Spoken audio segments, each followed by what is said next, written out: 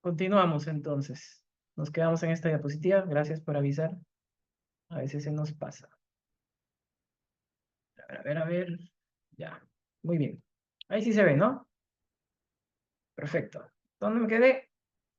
Estábamos haciendo la pregunta a los alumnos de qué opinan de qué es una hipótesis. Creo que nos quedamos en Oscar. Es una suposición antes de la experimentación, se puede decir. Gilbert.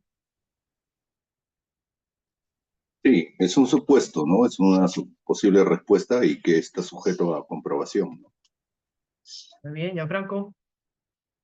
Es una suposición o explicación de una o más variables, doctor. Janet. Doctor, es la respuesta o la concreción de la problemática de la investigación o del estudio que se va a realizar. Andrea. Sí, doctor, una hipótesis aparte, bueno, una afirmación o exposición también se va a basar en conocimientos previos, ¿no? Que mediante lo que hace el análisis de datos puede ser comprobado, también puede ser refutado. Muy bien. Bueno, todos tienen una idea, algunos han dado un poquito más la definición, ¿no? Acá este símbolo, a ver, alguien que ya probablemente ha visto algo. ¿Qué es este símbolo? Hipótesis nula. Hipótesis nula. Hipótesis nula. Es nulo.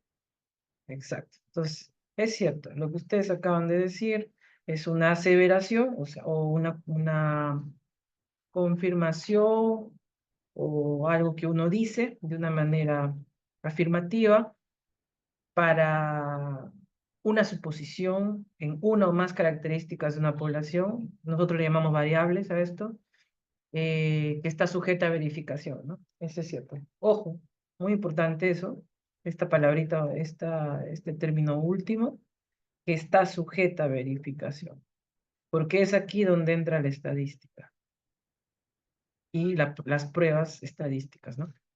¿Ok? Entonces, por eso es que una hipótesis debería escribirse en forma aseverativa y afirmativa, ¿no?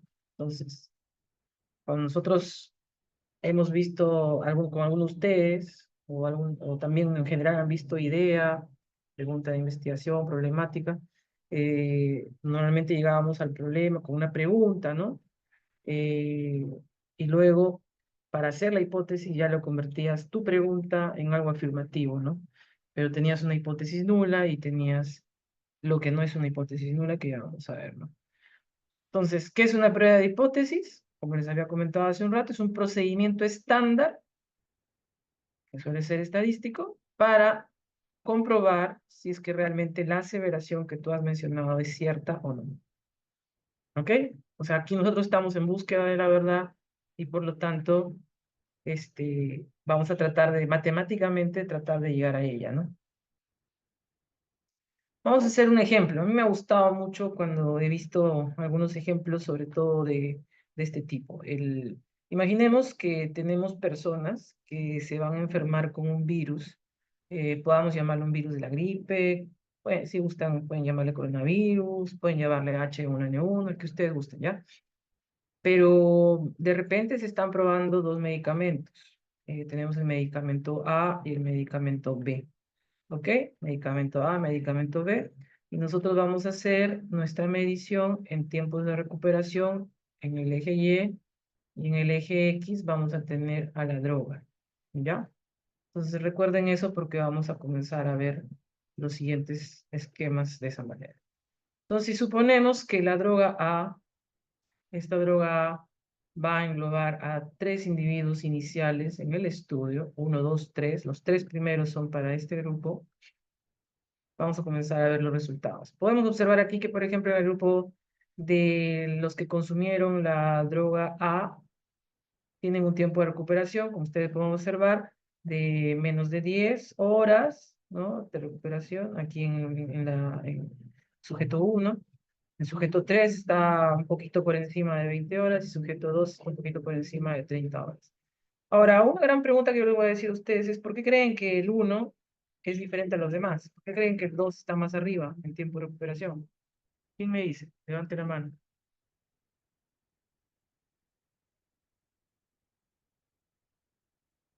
a pesar de estar con la misma droga en todos los participantes. Jennifer. Doctor, podría ser porque todas las personas no somos iguales y tenemos diferente forma de reaccionar a ciertos medicamentos. Más o menos, pero ¿por qué crees que el uno tiene una recuperación más rápida en comparación de los demás? Ah, ¿Qué dice Luis? ¿Podría ser que entre los participantes hubo distinta dosis terapéutica del mismo medicamento? Estamos asegurando que la dosis es igual para todos. Mm, Todos son adultos, sin comorbilidades. mm. ¿Qué dice Oscar? El tiempo de enfermedad. Todos han tenido un tiempo de enfermedad bastante cercano. Pero puede ser un factor, claro, puede ser un factor. Muy bien. Gilbert. Farmacocinética podría ser, doctor. La farmacocinética, claro, te refieres a cómo los individuos, sí, puede ser un factor, claro, que genéticamente puedan metabolizar diferentes medicamentos, claro. ¿Quién Ujú. más dice algo?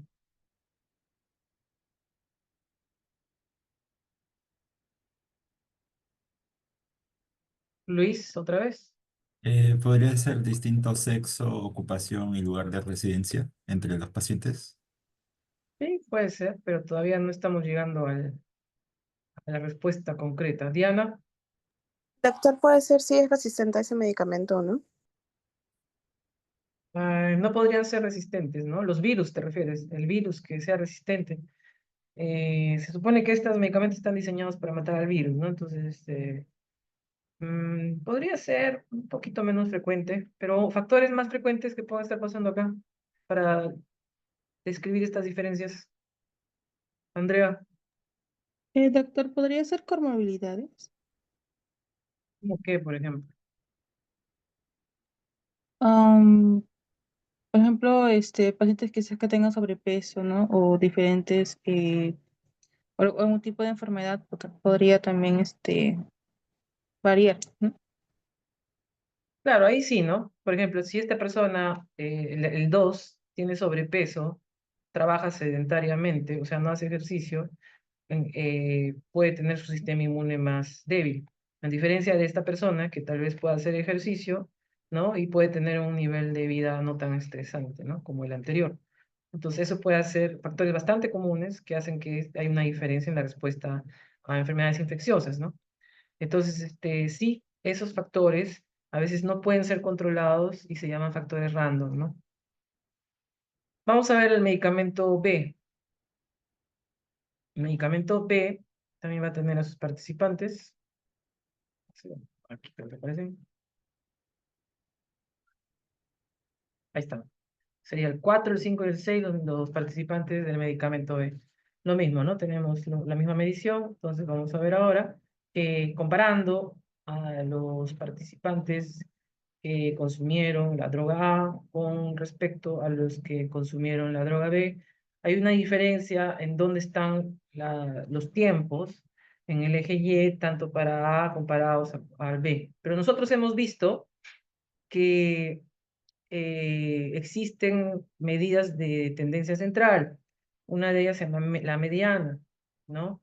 La mediana lo que nos dice es como el promedio, ¿no? Por ejemplo, acá ustedes pueden tener el promedio de los tiempos de recuperación del grupo que consumió la droga A, y acá está el promedio de los que consumieron el medicamento B.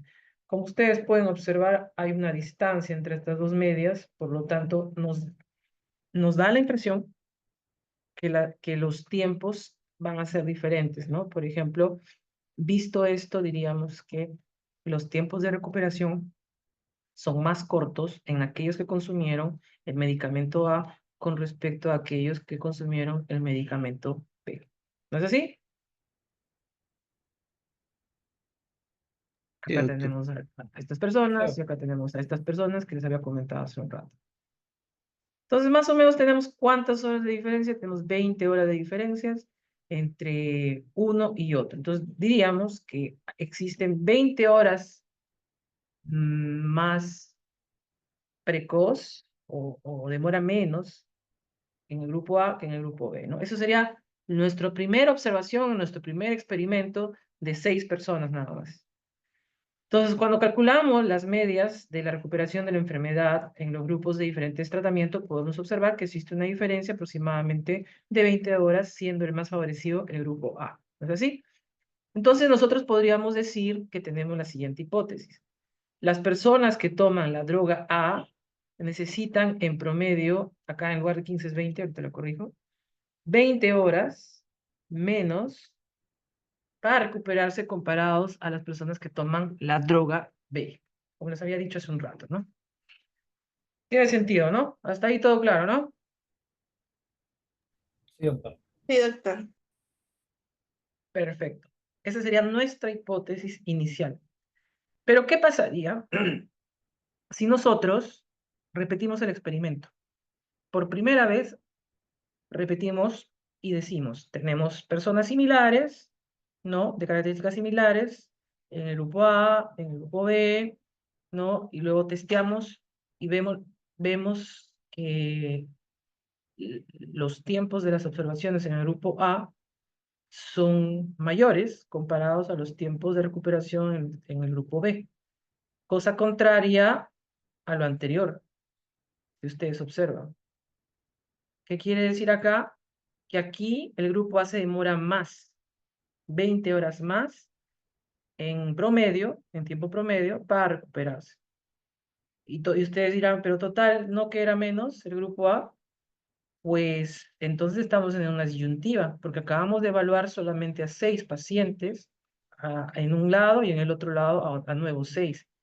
¿Qué nos tocaría hacer para que nosotros veamos si realmente lo que estamos viendo es real? Nos tocaría, pues, hacer muchas veces este experimento, ¿no? Como acá menciono, ¿por qué pasó esto? Esta es una gran pregunta. ¿Por qué? ¿Por qué te ha pasado eso? ¿Por qué está sucediendo lo contrario cuando hago nuevamente el experimento en otras personas?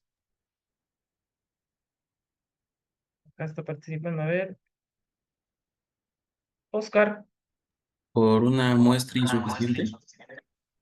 puede ser un motivo que sea una muestra insuficiente y por lo tanto no explique apropiadamente lo que estamos viendo. ¿Qué más?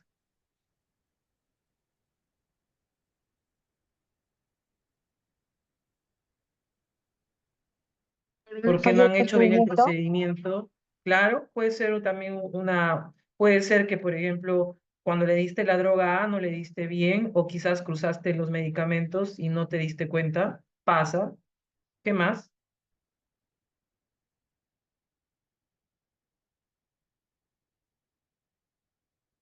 ¿Qué más? ¿Qué más se les ocurre?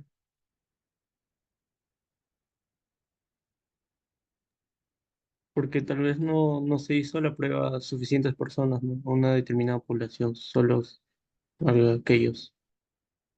Claro, la muestra insuficiente. Exacto. ¿Qué otra cosa más?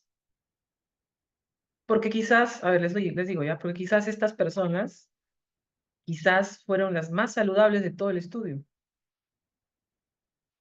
Y por ahí quizás justo agarraste los más saludables y tuviste un sesgo, ¿no? Por eso también es importante la técnica de muestreo y no solamente el tamaño de muestra, ¿no?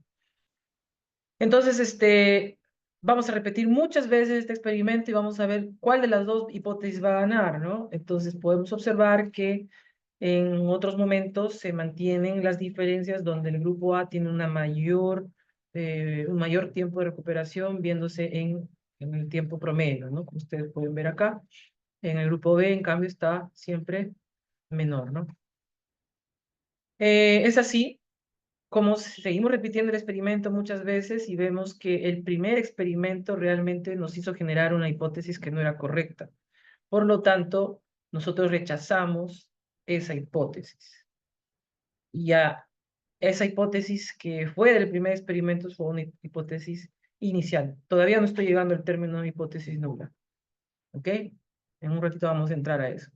Entonces, ya vieron cómo se genera una hipótesis a través de los experimentos, cómo se tiene que repetir muchas veces porque puede haber un error de diferentes formas, errores sobre todo aleatorios o random que no podemos controlar ¿Y qué pasa? Y por eso existen técnicas estadísticas para el muestreo, las técnicas de muestreo y también el tamaño muestral, entre otras cosas, para evitar este tipo de problemáticas, ¿no? Vamos a ver ahora otro ejemplo. Mismo virus, pero dos medicamentos diferentes, que sería el C y el D. En este caso, vamos a ver lo mismo, ¿no? Cuánto demoran en recuperarse luego de tener el medicamento C. Podemos observar la distribución. Y en el medicamento D también lo mismo, ¿no? Vamos a observar casi lo mismo con el medicamento D. Disculpen, algunos errores ahí de tipografía. Vemos aquí entonces que tenemos al grupo C y al grupo D. Como ustedes pueden observar, hay diferencias, ¿no? Acá tenemos 13 horas de diferencias aproximadamente entre los dos grupos. Y cuando calculamos las medias de recuperación por enfermedad en los grupos de diferentes tratamientos, podemos observar que existe una diferencia aproximadamente de 13 horas. Acá me he estado confundiendo. De 13 horas, ¿ya? De 13 horas en este caso. Y entonces podemos decir lo siguiente. Las personas que toman la droga C necesitan en promedio 13 horas menos para recuperarse comparados a las drogas, a los que consumen la droga D. Y en eso sí estamos de acuerdo. Entonces, luego de ver estos datos preliminares, podemos concluir eso.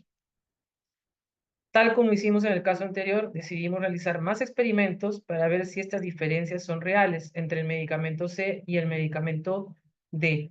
Y podemos observar lo siguiente, que cuando nosotros hacemos diferentes tipos varias veces el experimento y con diferentes personas, podemos observar que las diferencias se mantienen. Varía un poquito, pero no mucho, pero siguen siendo diferentes en la misma manera, ¿no? Quiero decir que el grupo C suele ser menor tiempo de recuperación que el grupo D. Pero lo que sí podemos observar acá es que lo que varía es los tiempos. No varía mucho, pero varía un poquito. Podemos observar acá que acá hay 13 horas de diferencia, acá hay 12, acá hay 14, pero sigue estando dentro de diferencias todavía manejables, por así decirlo. Aquí existen múltiples hipótesis si es que yo quiero testear puntos de corte. Por ejemplo, si yo quisiera decir cuánto es el tiempo de punto de corte que debería ser para que sean diferentes, variaría mucho. Por lo tanto, eso va a depender del objetivo. Les voy a mencionar, nosotros, si quisiéramos saber, si mejor dicho, para nosotros 12 horas es el punto de corte para saber si es exitoso nuestro tratamiento o no. Entonces, nosotros podríamos decir que los que están en 13 y en 14 no serían exitosos, ¿no? Pero va a depender mucho de nuestra hipótesis. Nuestra hipótesis, cómo la formulemos. Pero para cuestiones de curso de pregrado, que es en el que ustedes están, lo que nos interesa a nosotros es saber si son diferentes o no son diferentes, ¿ya? Y aquí sí vamos a hablar de la hipótesis nula. Nuestra hipótesis nula es, ¿son diferentes estos grupos? Y nuestra hipótesis nula sería, no son diferentes estos grupos, perdón, y nuestra hipótesis alterna sería, son diferentes, ¿no? Entonces acá tenemos, no existe, la hipótesis nula nos va a decir, no existe diferencia en el tiempo de recuperación de las personas que usan el medicamento C versus el medicamento D. Pero entonces, si yo rechazo esta hipótesis nula, quiere decir que realmente sí hay diferencias, ¿no?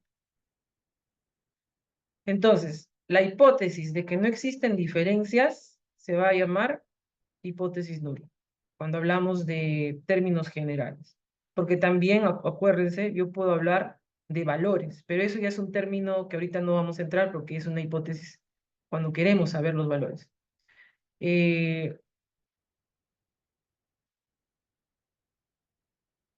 Entonces, acuérdense de eso, el término de la hipótesis nula, cuando no existen diferencias.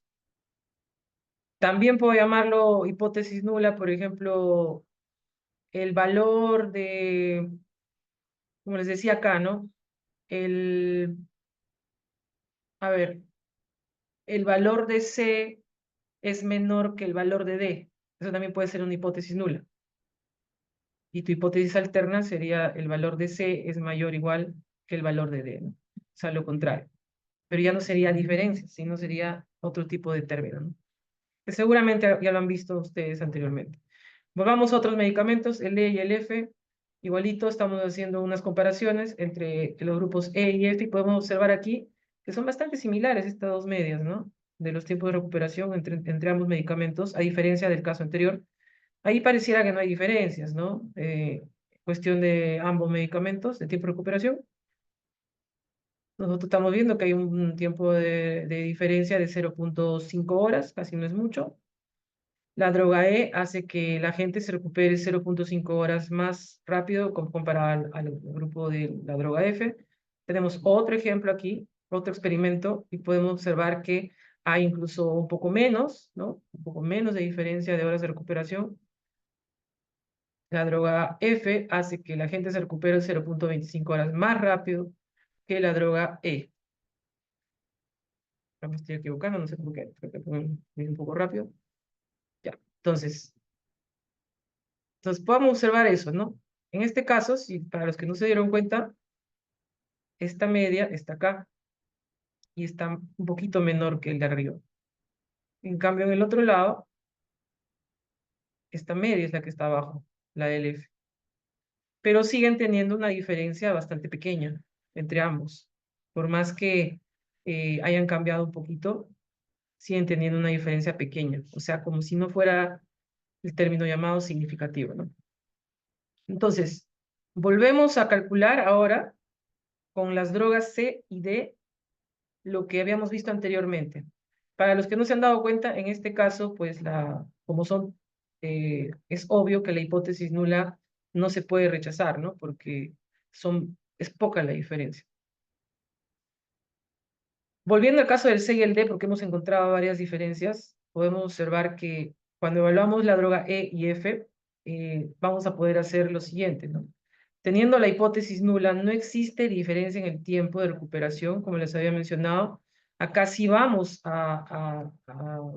no podemos rechazar la hipótesis nula, porque realmente se parecen bastante, ¿no?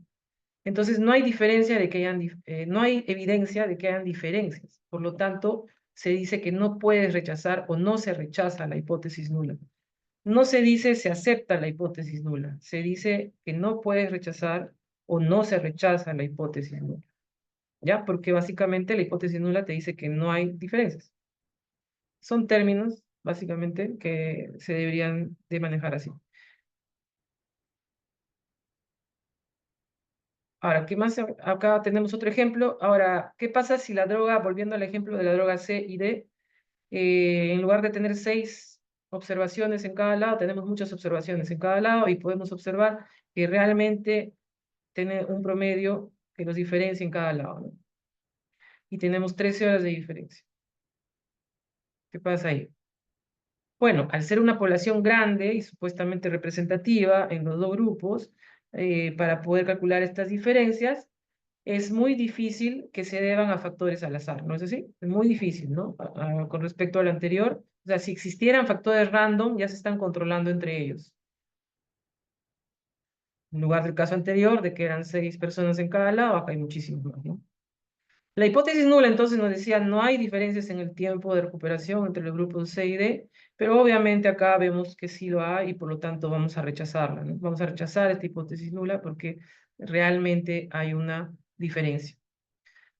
Ahora, ¿cómo puedo saber si es objetiva y matemática mi decisión de rechazar una hipótesis nula? Pues básicamente, tomando el ejemplo anterior, entre la droga C y D, nosotros sabemos que, ya lo hemos visto en las clases anteriores probablemente y en otros cursos, que tiene que pasar esta observación que ustedes ven, estos datos que ustedes tienen, tanto de la droga C como la D, van a tener que pasar por pruebas estadísticas. Y las pruebas estadísticas me van a decir si debo rechazar o no debo rechazar la hipótesis nula. Y es así como nosotros podemos entender que es importante la calidad de los datos que tenemos para poder sacar lo demás, que es la hipótesis. De nada sirve que tú tengas un buen análisis estadístico, y que hagas una buena interpretación de aceptar o rechazar, y que hagas una buena discusión, que dibujes bonito todo en Canva, si tus datos son malos, ¿no? Por eso lo que les decía era desde siempre, ¿no? La idea de investigación bien hecha, la pregunta de investigación bien hecha, la metodología bien hecha, ¿no? Lo demás corre por su cuenta. Una prueba estadística para evaluar la hipótesis nula necesita tres temas, tres cosas. Primero necesita los datos, ¿no? Necesitas los datos que ya hemos conversado. Luego necesita que tú hagas una hipótesis nula. Y acá miren otra vez, me he equivocado. Y también necesita la hipótesis alterna, que como vamos a ver más adelante, no solamente es una, sino que puede ser más de una hipótesis alterna. Depende qué estemos tratando. Vamos otra vez a este ejercicio. Tenemos 13 horas de diferencias entre estos dos grupos, ¿no? Tenemos nuestra hipótesis nula, no hay de nuestros datos, nuestra hipótesis. Y en este caso, la hipótesis nula solo negaba diferencias, ¿no? La hipótesis alternativa o alterna diría existe diferencias. Lo contrario a la hipótesis nula, ¿no? Existe diferencia en el tiempo de promedio de recuperación entre grupos C y D. Entonces, acuérdense, la hipótesis nula suele ser cuando va en negativo una aseveración, o sea, no existe diferencias, es menor, lo que fuese, y la hipótesis alterna es lo contrario, ¿no? En caso, si hace un rato decía que no existen diferencias, ahora dice que sí existen diferencias en la hipótesis alternativa. Por lo que la hipótesis alternativa es solo una negación de la hipótesis nula, ¿no? Entonces, ¿qué pasaría si yo tengo una hipótesis nula? Como les decía hace un rato, ¿no? Si me dicen los del medicamento C son menor tiempo del medicamento D, ¿cómo sería mi hipótesis alterna? Que se grafica así. Sería mayor o igual, ¿no? Lo contrario. Vamos otra vez a este ejemplo. Entonces, nosotros evaluamos, para evaluar estadísticamente, este es un preámbulo a lo que va a venir luego, nosotros evaluamos estadísticamente lo que son las medias, en este caso porque estamos hablando de valores cuantitativos. Primero que todo, de dos maneras. Si la media que representa a los dos grupos tiene una distancia de cada valor que no es tan lejana de la media entre ambos, o sea, juntando a ambos, nos vamos a quedar con la media global, por así decirlo. ¿Ya? O sea, si las distancias son pequeñas, comparadas a esta media global, nos quedaríamos con ella. Eso es lo que representa la hipótesis nula. Pero la hipótesis alterna nos dice que cada grupo tiene una media y las distancias de las observaciones son cortas y por lo tanto vale la pena que nuestros datos se muestren como dos medias. Por eso es que, como les pongo acá en el texto, las distancias entre las observaciones con respecto a la media general representan la hipótesis nula, como acá pueden observar, mientras tanto que las distancias alrededor de cada una de las medias de cada grupo representa a una hipótesis alternativa. Si las distancias son más cortas alrededor de cada media en cada grupo, que la distancia de la observación respecto de todos los valores con respecto a la media global, nos quedaríamos con este tipo de gráfico y por lo tanto rechazaríamos la hipótesis nula desde el punto de vista estadístico. Esto significa que usar dos medias para mostrar los datos es mejor que usar solo una media, ¿no? Por lo tanto, rechazas la hipótesis nula y te quedas con que tienes diferencias entre tus medias de ambos grupos. ¿Ok? Así más o menos es como ustedes tienen que entender que funciona la parte bioestadística. Pero por lo contrario, ¿qué pasaría? Si ustedes observan aquí, esta es la media global, esta es la media entre los grupos. Si ustedes trazan una línea entre ambos, pues casi no se diferencian, ¿no? Incluso entre ambas medias, ustedes pueden observar pues, que no hay muchas diferencias y por lo tanto puedes mostrar la media total de ambos grupos como nos dice en la hipótesis nula. sea, con una sola media. Por lo tanto, aceptarías, en este caso, desde el punto de vista bioestadístico, aquella hipótesis nula. ¿Perfecto? Ahora vamos a otro tipo de... Vamos a entrar un poquito más a las cosas. ¿Qué pasaría si tenemos 3 grupos poblacionales? Ahora se pone más compleja la situación. Ahora trazamos una línea de una media global y podemos observar los valores de la dispersión de nuestros datos, de las observaciones de los tiempos, ¿no? De recuperación. Pero acá vemos que hay una como que se escapa, ¿no? Miren, probablemente su media esté por acá. Entonces, lo más probable es que podamos decir que esta media es diferente comparada a las demás. Incluso acá no sabemos si la media es por acá, no lo sabemos todavía. ¿Por qué no hemos generado todavía nuestra hipótesis? Cuando tenemos 3 poblaciones, podemos hacer similar al caso anterior, pero también tenemos un tipo de hipótesis más.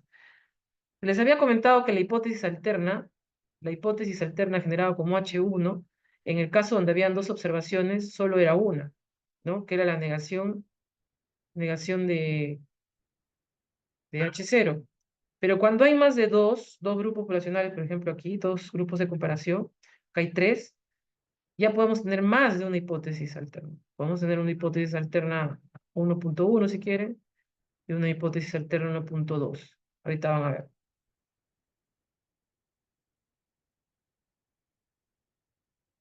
Entonces, como les comentaba hace un rato, si los valores de la dispersión se acercaran más hacia una media global, pues estaríamos hablando de la hipótesis nula, pero en este caso ya estaríamos generando más de una hipótesis alterna si queremos diferenciar. Una de ellas es, ¿qué pasaría si la media global solamente funciona para los 2 primeros grupos?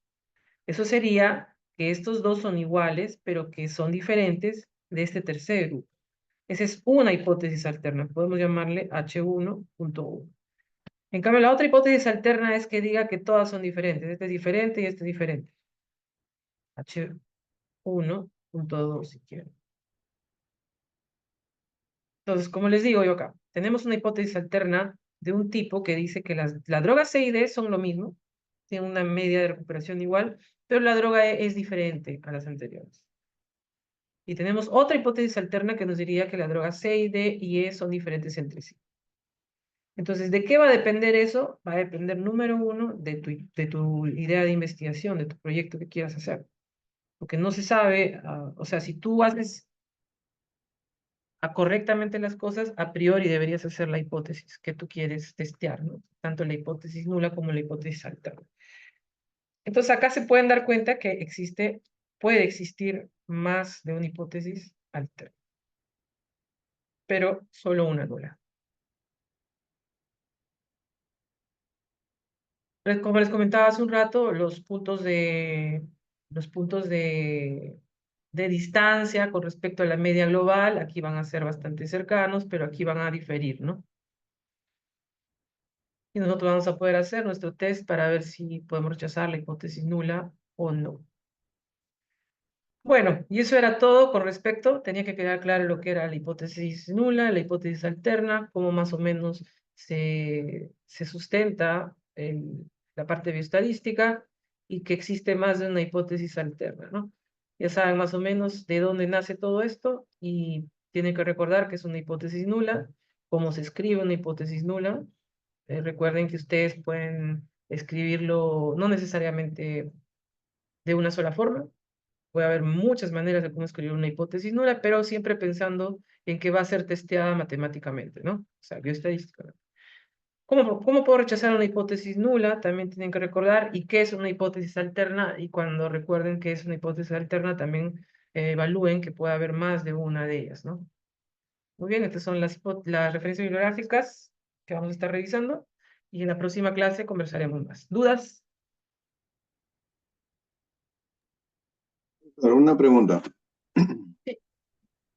Cuando usted comienza a evaluar otras, pues, si por ejemplo el grupo A y el grupo A tiene menor tiempo de recuperación y el grupo B mayor tiempo, y se hace un segundo experimento y sale la inversa, el resultado, ¿es en poblaciones diferentes? O sea, son grupos de personas diferentes. O sea, puedo yo, en todo caso, hacer el mismo experimento con las mismas personas y obtener un resultado también diferente, ¿no? Teniendo en Claro, puedes cuenta. hacerlo en las mismas personas también, claro, claro.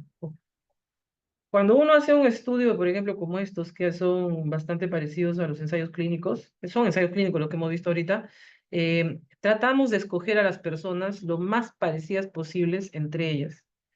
Lo ideal es algo que se llama análisis contrafactual, porque no, lo que pasa es que nosotros no podemos, por ejemplo, tienes una persona, por ejemplo, a esta persona, ¿qué sería lo ideal? Lo ideal sería que lo expongas al A y que lo expongas al B, pero en el mismo tiempo. O sea, en el mismo momento, ahorita. ¿Qué hora es ahorita? Las 8 de la noche, ¿no? ¿Qué día es? El lunes, lunes 10 de febrero, 7:51 de la noche. Que consuma las dos drogas. No se puede, ¿cierto? No puedes evaluar independientemente eso. Tampoco puedes hacer que consuma la droga A, retrocedes en el tiempo y le das la droga B y evalúas eso, ¿no? Tampoco podemos todavía retroceder en el tiempo, ¿no? Entonces, ¿qué es lo que hacemos? Lo que hacemos es esta persona que se parezca lo más posible a esta persona, por ejemplo. Esta persona le asignas al B y esta persona le asignas al A. Y en teoría, como vamos a tener una cantidad apropiada, diríamos que pues los factores random que no sabemos que puede existir se estarían controlando entre sí, ¿no? Y pues, estaríamos dando un buen datos apropiados, ¿no? Pero lo que sí existe es un tipo de ensayo clínico donde tú lo puedes exponer a este ala y en 2 semanas o en un mes si quieres, lo expones a la droga B. El gran problema es que nosotros estamos hablando de una enfermedad viral, ¿no? Que pasa rápido. Eso se podría utilizar en enfermedades más crónicas como diabetes o hipertensión o etcétera, ¿no? Donde puedes hacer ese lavado, le llamamos lavado, y puedes cambiar de intervención. Eso ya son conceptos un poquito más sofisticados, pero sí se podría, ¿no? Claro, Pero para términos sencillos, tratas de conseguir una persona lo más parecida a la otra. Bien. ¿Qué otra duda hay?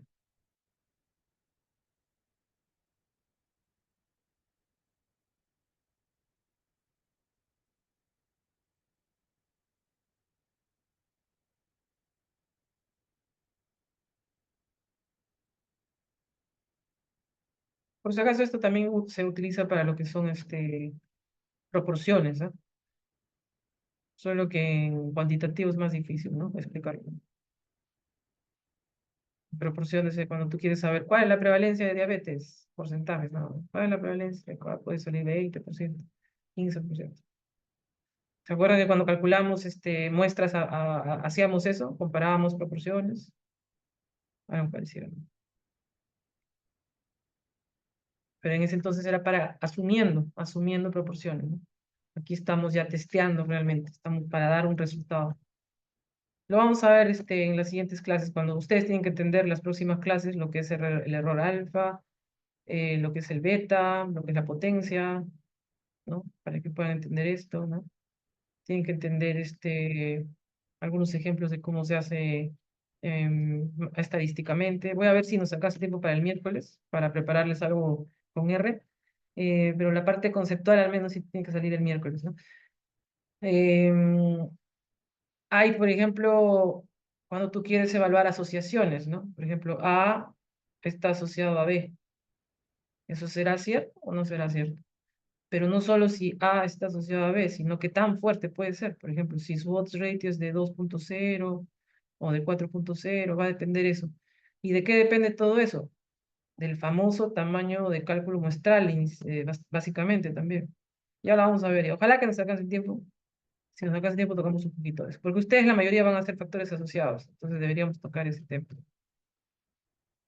¿Qué otra duda hay aquí con respecto a esta clase?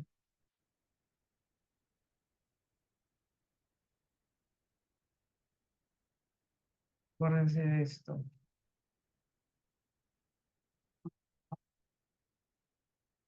Esto acuérdense.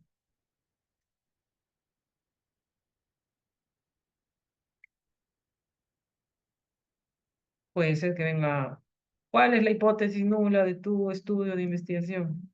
¿Y cuál es la hipótesis alterna? ¿Qué tipo de datos esperas que deben ser testeados para que respondas tus hipótesis?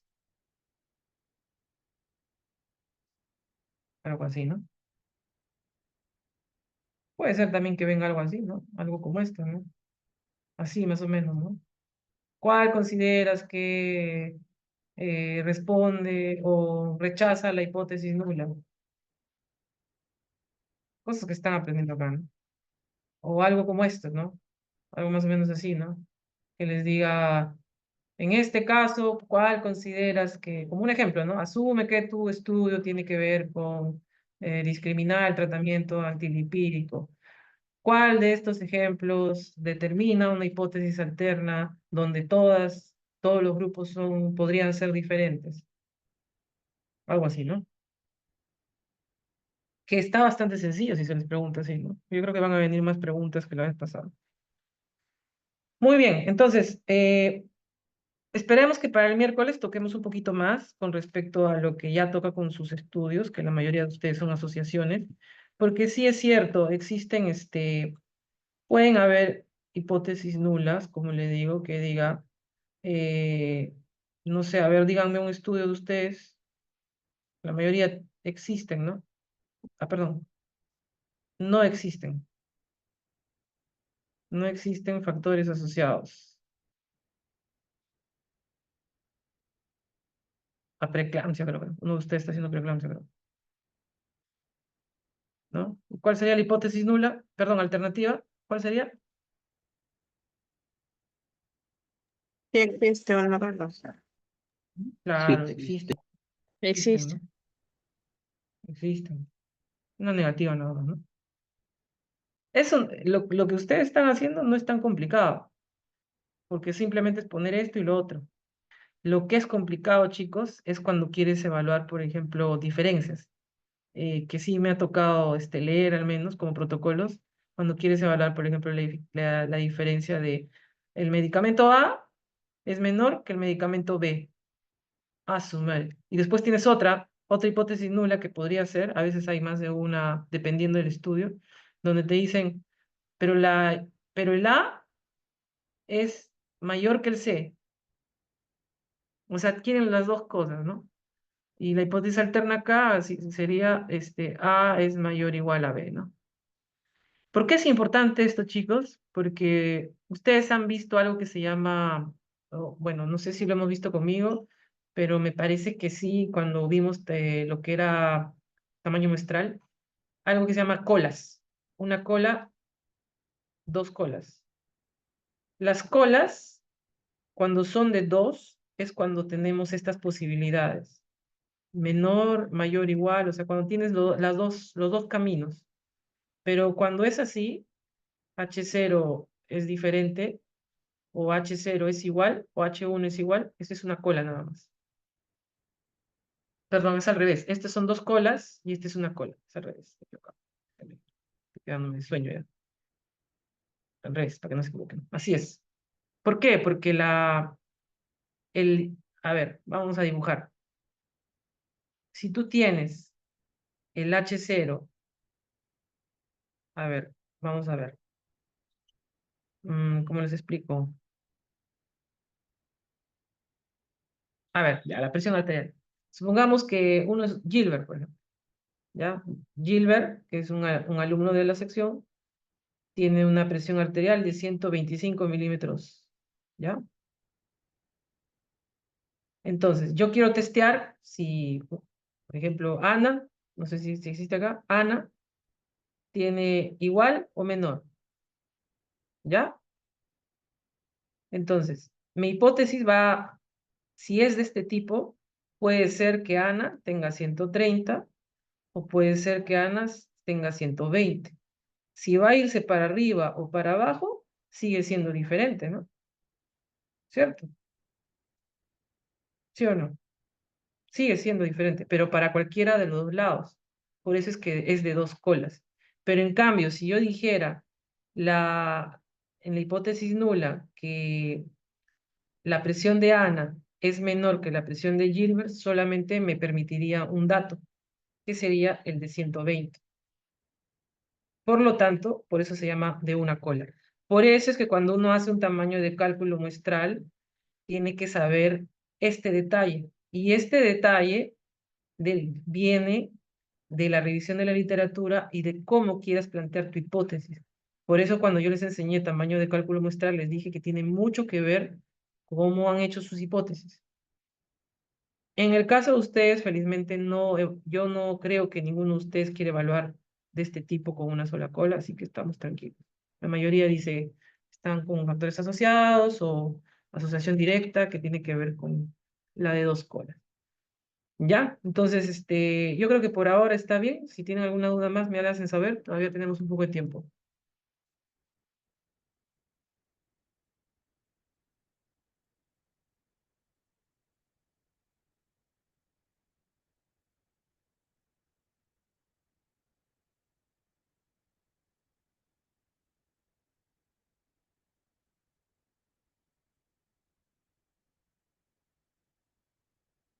Muy bien, parece que no hay dudas.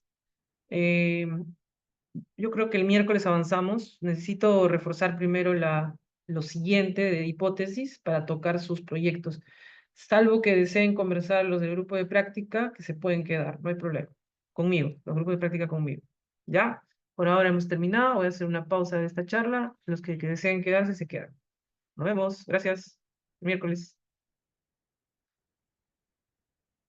Gracias, doctor.